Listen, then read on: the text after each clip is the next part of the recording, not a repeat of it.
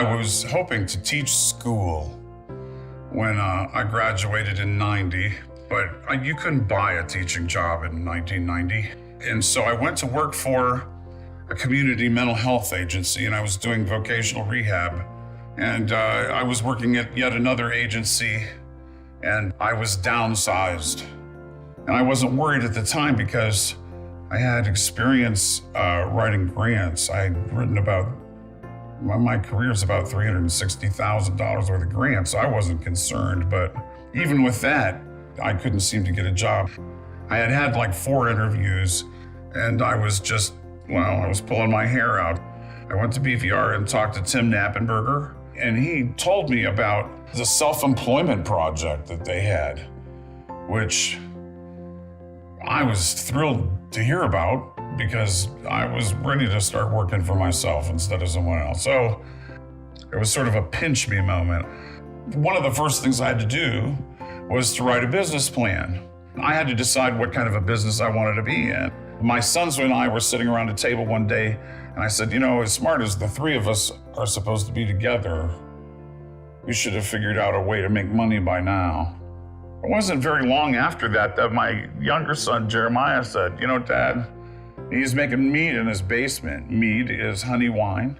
He had done a lot of experimentation and kept meticulous records, so he knew exactly what every bottle, everything cost.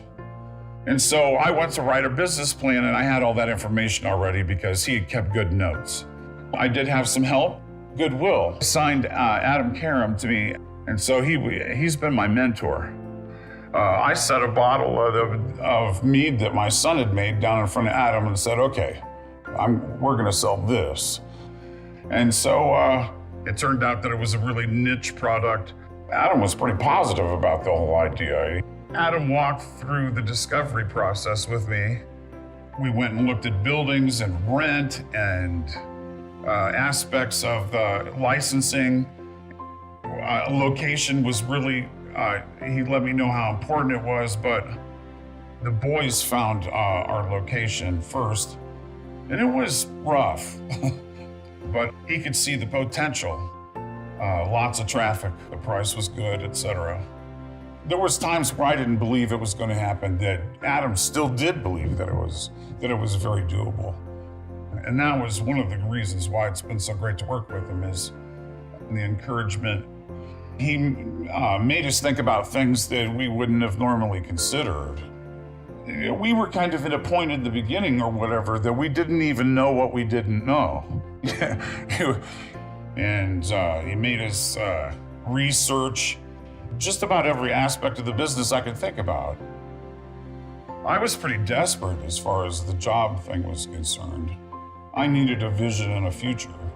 And I had become really kind of pessimistic because when you're looking for a job at age 55 and you walk with a cane, it's not easy.